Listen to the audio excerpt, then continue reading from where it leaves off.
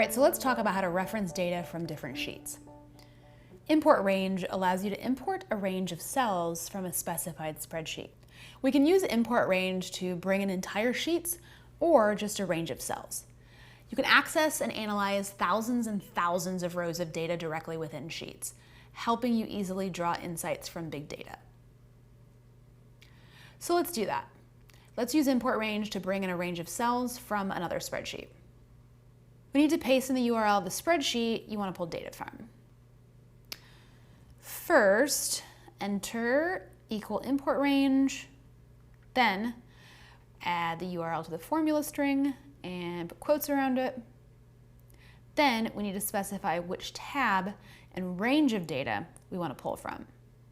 That import function will find that spreadsheet and import that data. Let's dig into how to analyze your data with pivot tables. If you need ideas about how to aggregate or organize your data, a pivot table is one of the best ways to get started. In Sheets, the pivot table feature can suggest ways to present ranges of data in relation to each other. Pivot tables also help you visualize your numbers in interesting ways, so you can deliver impressive reports. Now, I'm going to show you how to make a table that will depict the highest grossing movies by genre. Then, we're going to add some bells and whistles. First, to find the pivot table function, click on Data and select Pivot Table. There we go. Now we need to select a range of data we want to access. Then we can indicate where we want this pivot table to appear in our spreadsheet. So the pivot table editor will open here, giving us some more options for our pivot table.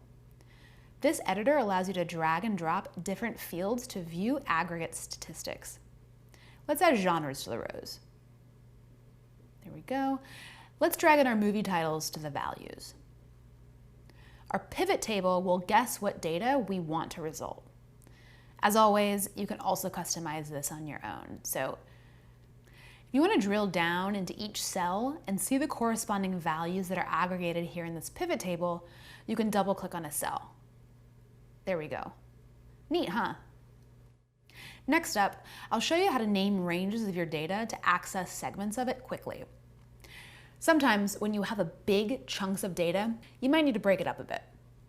If you're a director, for example, you may want to break a column of movie names into two parts, maybe A through M and N through Z.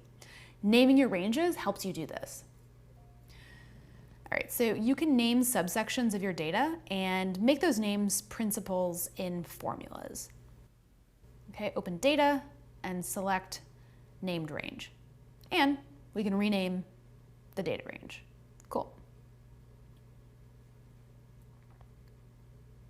Okay, this part I'm particularly excited about. I recently found out about the macros feature in Sheets, and now I'm going to teach you how to create macros that can automate tasks in your sheet. Macros are an incredible time saver, particularly when you need to automate repetitive work. Let's say we had imported a larger spreadsheet with many sheets in it, each of which had a similar data structure. So rather than having to go through and format each sheet in the same way, you can actually record those formatting actions once with a macro and then play that back on different sheets within your spreadsheet. This not only saves you time, it also prevents manual errors you might have made in replicating that process on different sheets. So you can find macros under Tools. I really wanted to highlight this one for you folks. So back in Module 3, when we styled our sheet, I recorded a macro so that now I have a cool example to show you. So watch this.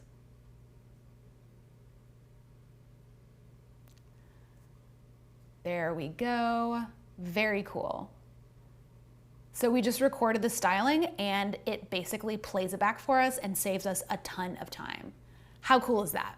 You record your own macros and save and name them so they're easy to apply later. Have fun with macros. So now let's optimize your spreadsheet with add-ons.